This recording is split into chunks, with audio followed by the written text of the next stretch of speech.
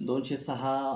हाडांमध्ये bone असतात आणि 206 हाडांच्या बोनमध्ये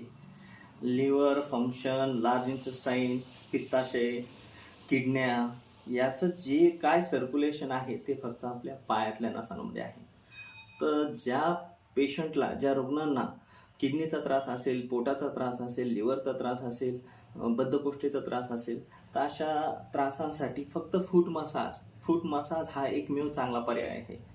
ज्या कोणा रुग्णांना, ज्या कोणा पेशंटना जास्तीत जास्त त्रास असेल,